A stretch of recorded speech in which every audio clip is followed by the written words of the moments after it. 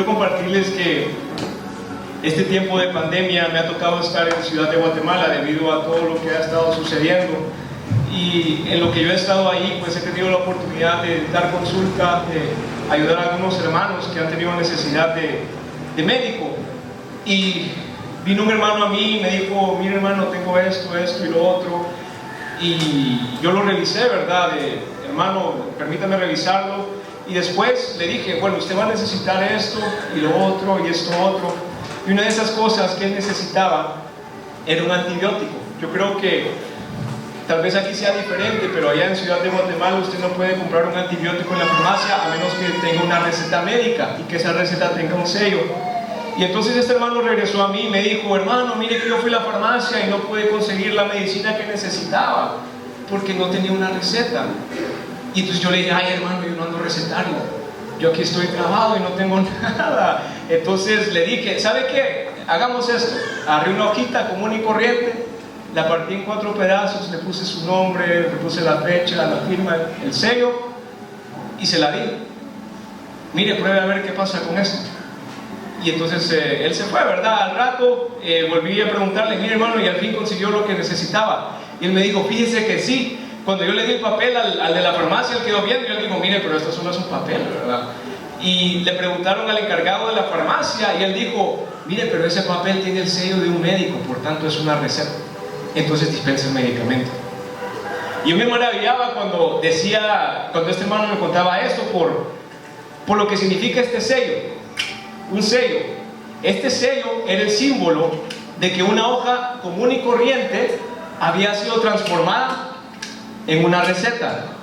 A ver, ahí, así. Y yo me ponía a pensar, el Señor cuando viene a nuestras vidas, Él hace una obra de transformación. Una vez que uno permite que Jesucristo entre a la vida de uno, entonces uno ya nunca más es el mismo. ¿Cuántos han experimentado eso en sus vidas? Amén, amén, ¿verdad? Entonces, así como ese sello de médico representa el cambio de una hoja común y corriente a una receta que es valiosa para alguien que está enfermo, así el Señor cuando entra en nuestras vidas y nos transforma, Él viene a nosotros y Él pone un sello. Y eso es lo que yo quisiera compartir con ustedes el día de hoy: el sello de Dios en nuestras vidas.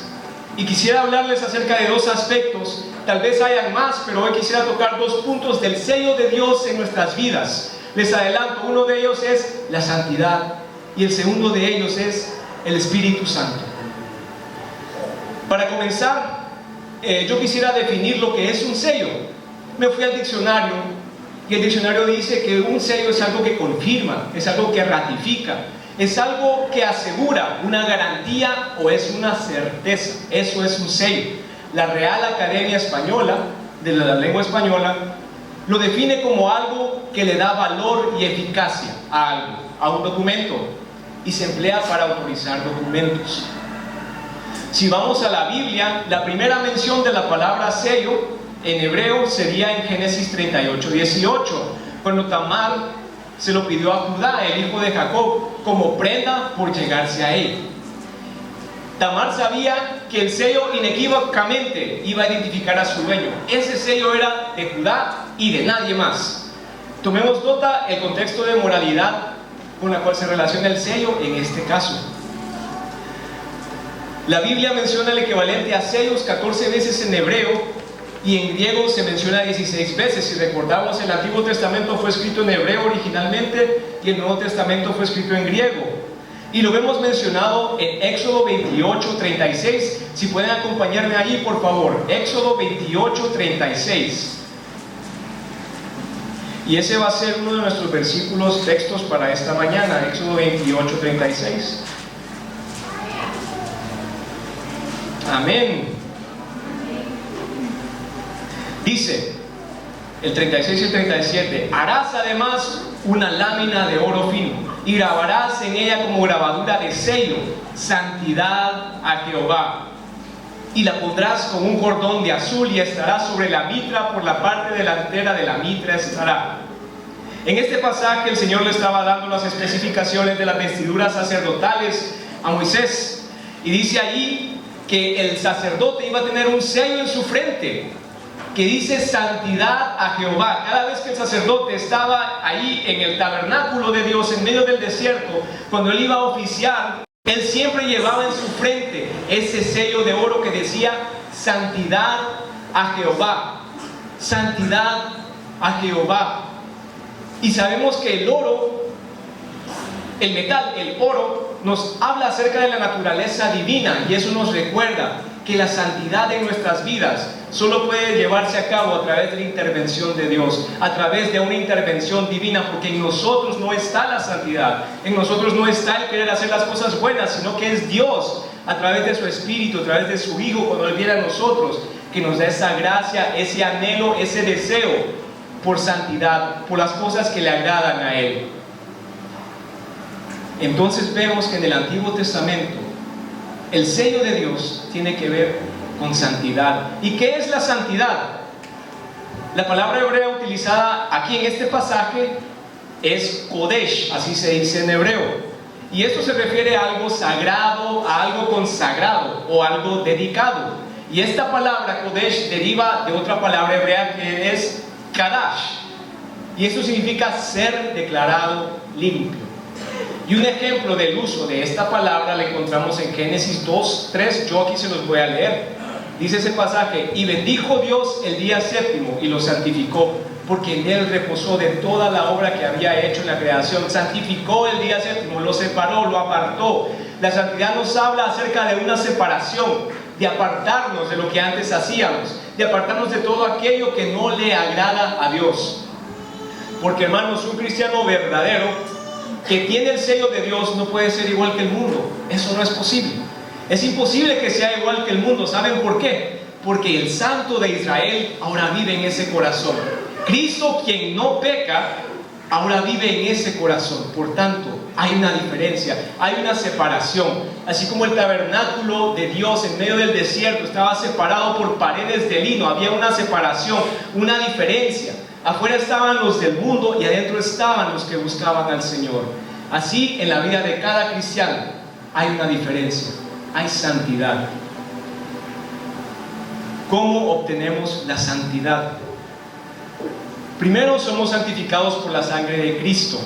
Si leemos en Primera de Pedro 1:18, si quieren leerlo conmigo, Primera de Pedro 1:18.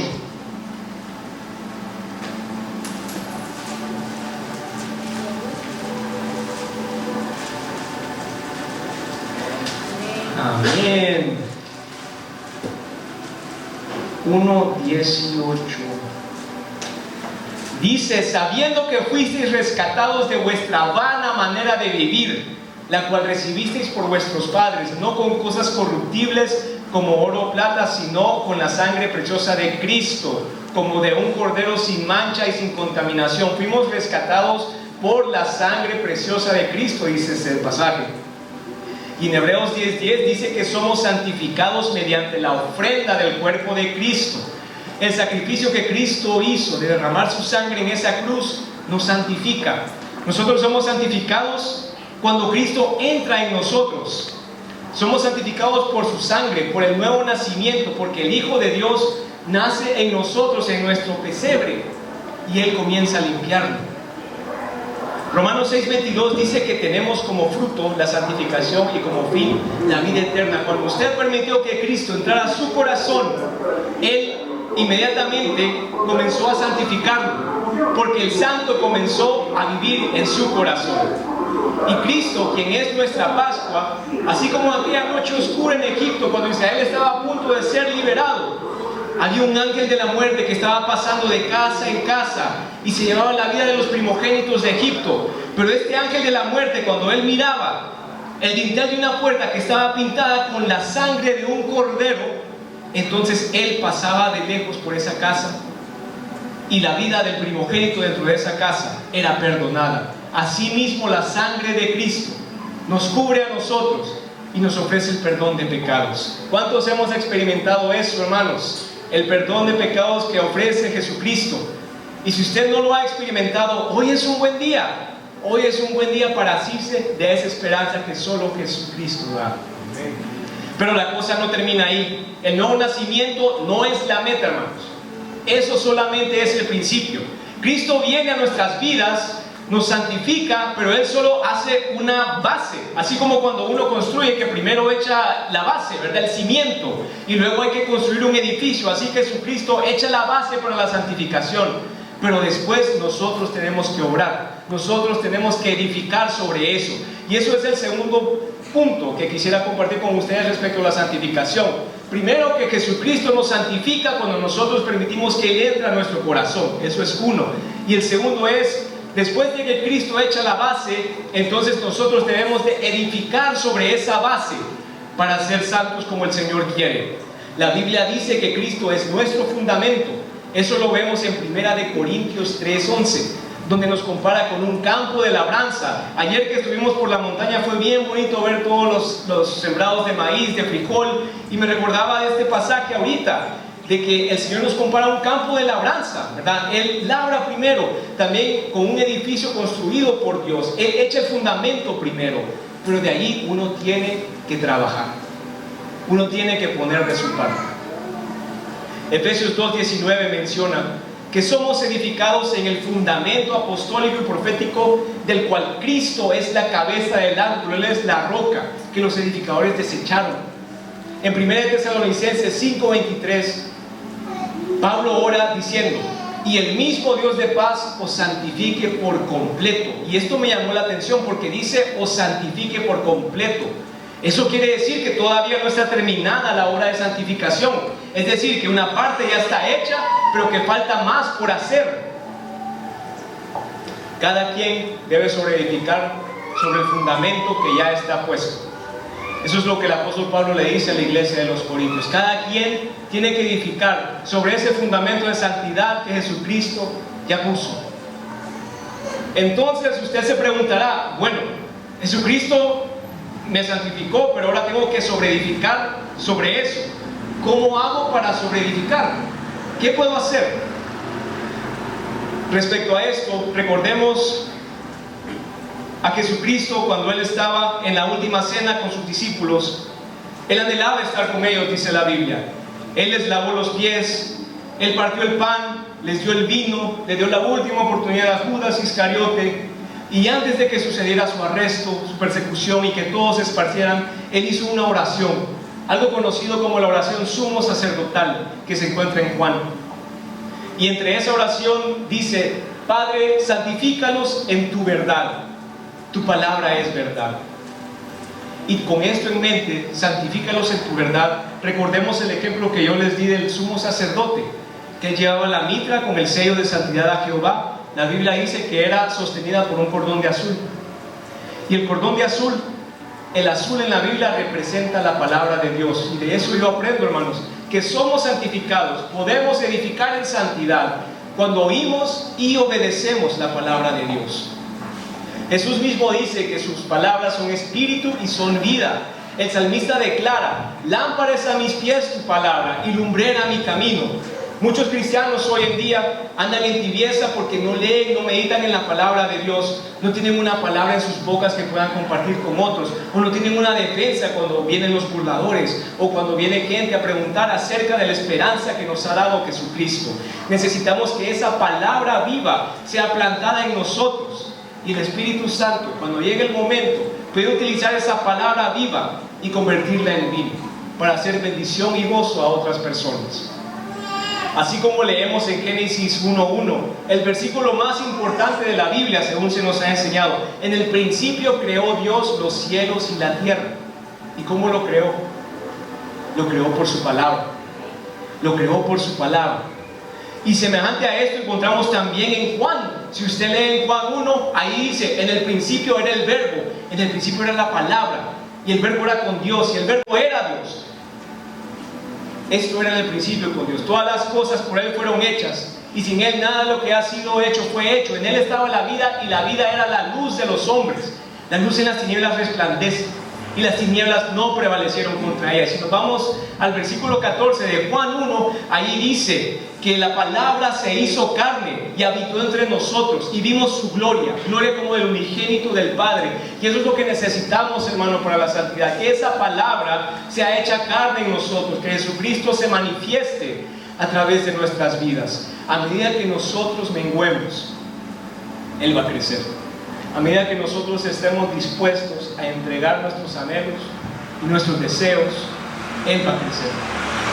Y Él va a plantar sus anhelos, y Él va a plantar sus deseos. Y hermanos, no hay nada más bonito que estar en la voluntad de Dios. Ahí uno tiene plenitud de gozo, ahí uno tiene paz. Y aún en medio de la dificultad, uno puede tener paz, la paz que solo Dios sabe dar. Quisiera que me acompañen a 2 de Timoteo 2.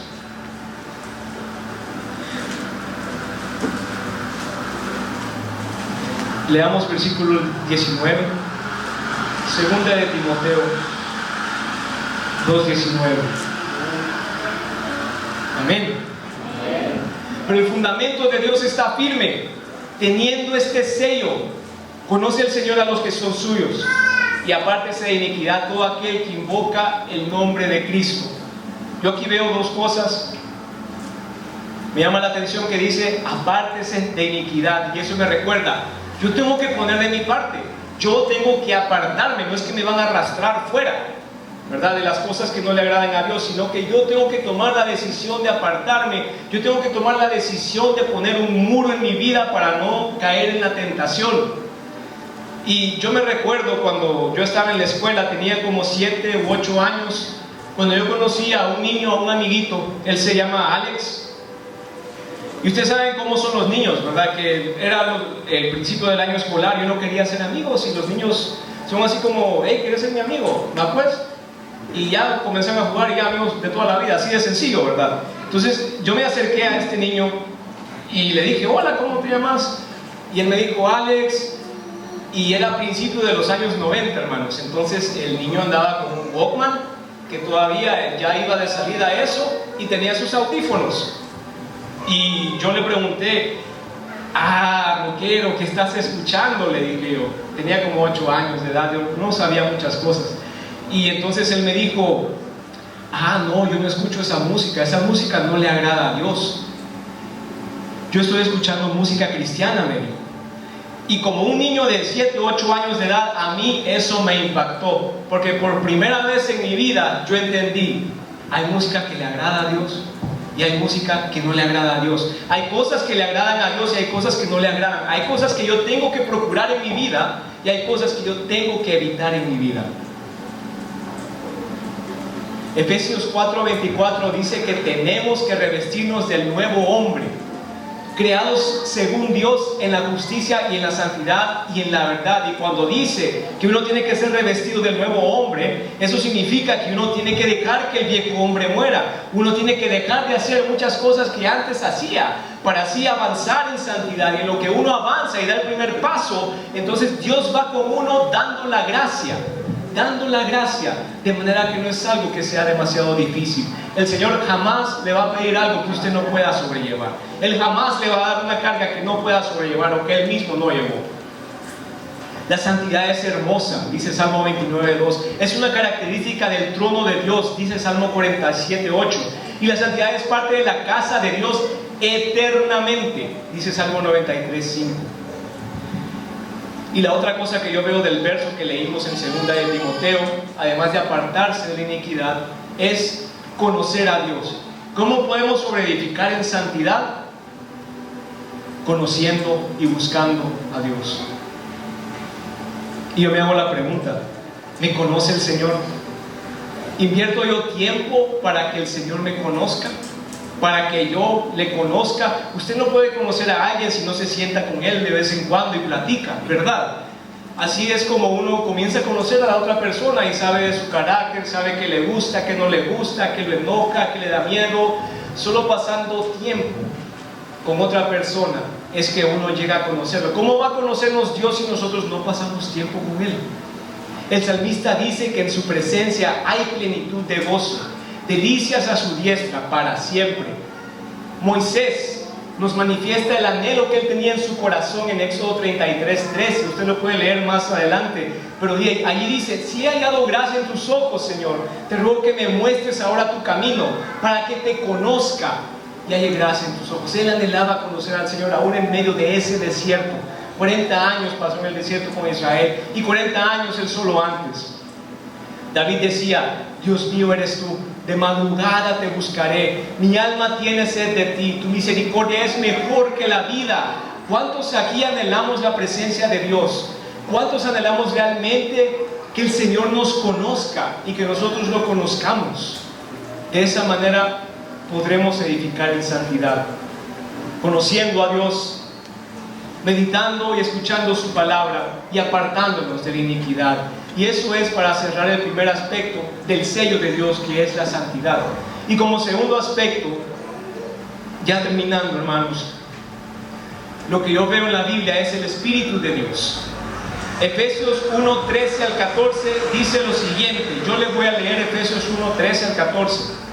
En él también vosotros, habiendo oído la palabra de verdad, el evangelio de vuestra salvación, y habiendo creído en él, fuisteis sellados con el Espíritu Santo de la promesa, que es las arras de nuestra herencia, hasta la redención de la posesión adquirida, para alabanza de su gloria. Entonces leemos aquí que somos sellados, pero una vez que nosotros creímos, somos sellados con su Espíritu Santo. Y esto lo vuelve a mencionar Pablo en 1 Corintios 1:20 y lo vuelve a mencionar en Efesios 4:30. Y ese es el Espíritu Santo que fue dado a la iglesia en Pentecostés, a la iglesia primitiva. Es el consolador que nos va a guiar a la verdad. Tal vez alguno aquí se preguntará: ¿qué es el Espíritu Santo? Es la tercera persona de la Trinidad. Sabemos que Dios es uno, en tres partes: Dios Padre, Dios Hijo y Dios Espíritu Santo. Su nombre en hebreo, el nombre del Espíritu Santo en hebreo es Ruach. Y esta palabra está relacionada con un viento, con un soplo, pero como cuando uno exhala, así. Eso. Así es el Espíritu Santo del Señor. Yo me acuerdo, yo escuché hace un tiempo a una persona comentar que el nombre en hebreo del Señor es YHWH, Yahvé. Ese nombre está relacionado con ser, porque Dios es, el que era y el que será eternamente. Pero cuando usted pronuncia eso, suena como una respiración. YH, WH. Y eso me impactó. ¿Saben por qué? Porque uno inconscientemente, con solo el hálito de vida que tenemos, básicamente estamos diciendo el nombre de Dios. Con solo respirar, nuestra vida está clamando por Dios. Y es que Dios quiere que le conozcamos más, y por eso nos da ese soplo de vida, nos da su Espíritu Santo. Y dice 2 Timoteo 1:7, y ese es el segundo verso principal que quisiera que quede con ustedes. 2 Timoteo 1:7.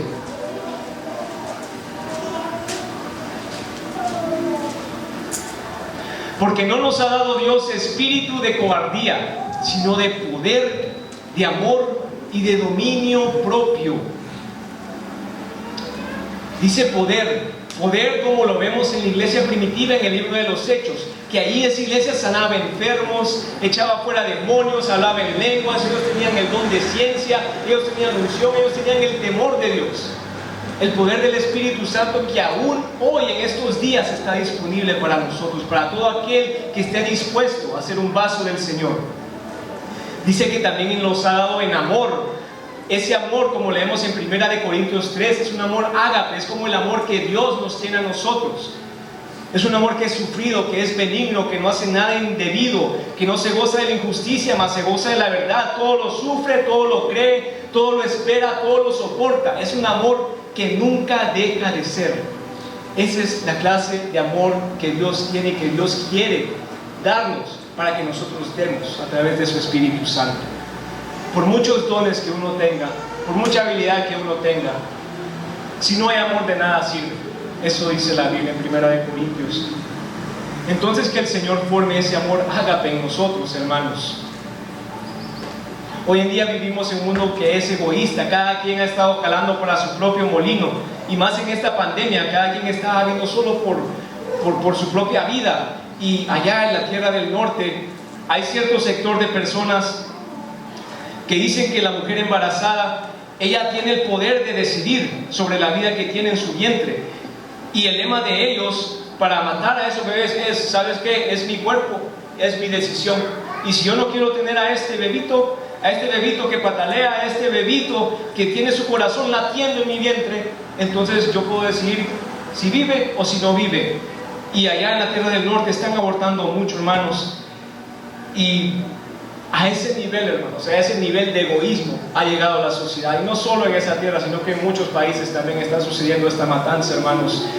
Y se los comparto para estar conscientes de los tiempos en que estamos viviendo, cómo nosotros tenemos que acercarnos más a Dios. Amén. Pero a ese nivel de falta de amor hemos llegado. Nos urge que el mundo vea el amor verdadero de Dios a través de sus hijos. Nos urge tener ese sello de Dios para manifestar ese verdadero amor que solo el Señor sabe dar. Por último, hermanos, dice el texto que nos ha dado su Espíritu en poder, en amor y en dominio propio. El dominio propio es no dejarnos arrastrar por las tentaciones, y eso nos vuelve al primer punto que vimos, que era la santidad, la cual en 2 Corintios 7:1 dice que es perfeccionada en el temor de Jehová. Y el temor de Jehová es una de las manifestaciones del Espíritu de Dios, y eso usted lo puede leer más adelante en su casa en Isaías 11:2. Ahí lo puede encontrar en Isaías 11:2. Entonces, hermanos, hay que renunciar a lo que somos, hay que renunciar a nuestros deseos, a nuestros placeres, a todo lo que este mundo ofrece. El Señor ofrece placeres infinitamente mejores en su presencia.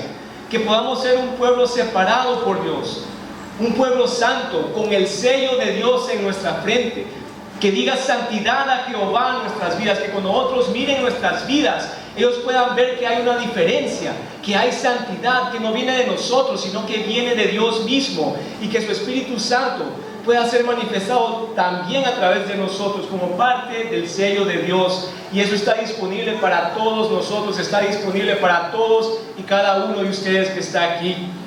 Romanos 15:16 dice que nosotros somos una ofrenda agradable a Dios, santificada por su Espíritu Santo.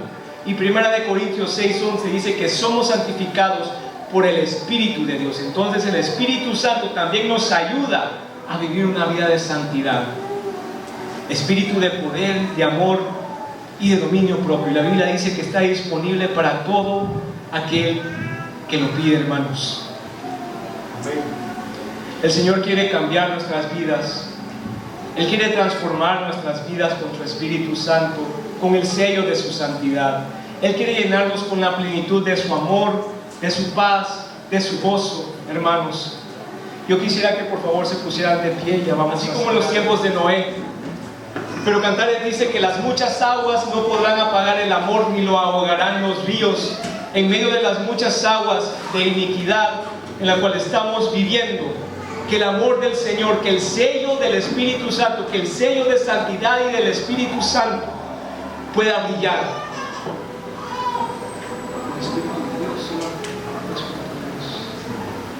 Entonces, yo quisiera que cantáramos, oh Espíritu de Dios, y luego que clamáramos.